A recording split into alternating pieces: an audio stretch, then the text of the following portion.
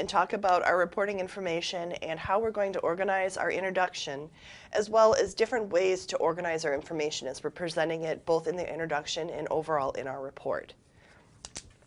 So first off, in an introduction, we need to give enough background information and we need to explain to the reader how or why this topic matters.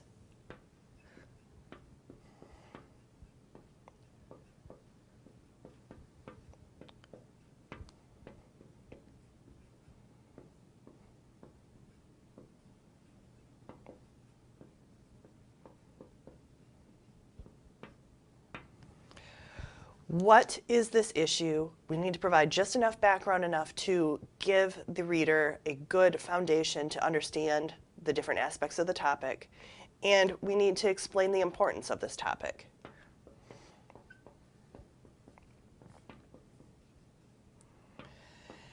And part of this is making sure that you've given enough information that when you present your thesis or your main idea of this overall paper, that you're explaining your information in a way that your reader can understand everything that's going on here. Your thesis should be your claim or your stance or your position overall on this particular given topic.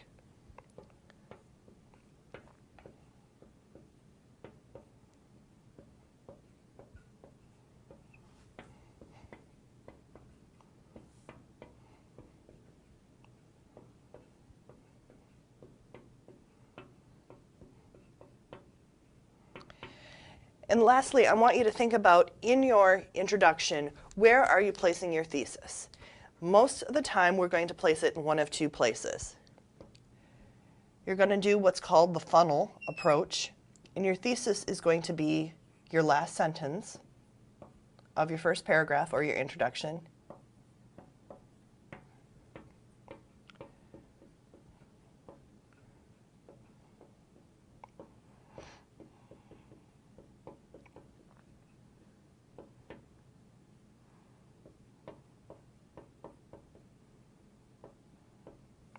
Where you have all of your information leading up to having your thesis at the end, or you might have the opposite approach. Your thesis is your very first sentence, your main idea, and then all of your information is then supporting below it. So, this is just talking about how we organize our introduction. We need to think a lot about how we're going to organize the rest of our information after our introduction. And how we organize our information, chances are, is related to how we've presented our information over here in our introduction. So if we're thinking about how we're going to organize our information, we can start with something as easy as chronological. So this would be in time order.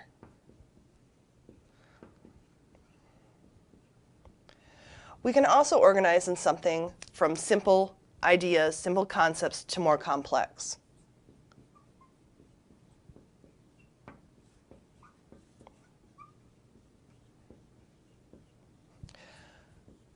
Similarly to that, you could organize something in your weakest argument to your strongest argument.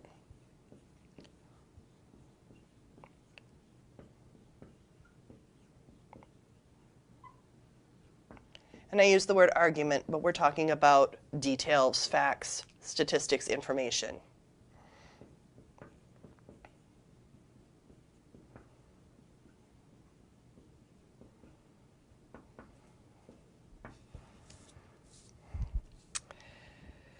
You may have a topic that you need to introduce some concepts in order for the reader to understand.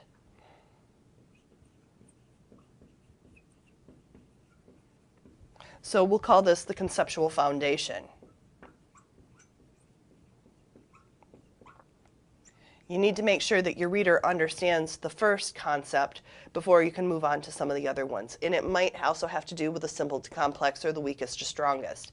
But the idea that you have to give some information first before you move on to more other concepts that are related to the first. Again, these ideas are not all-encompassing, but it gives us some different ideas of ways we can organize our information overall in both our introduction and later in our overall paper.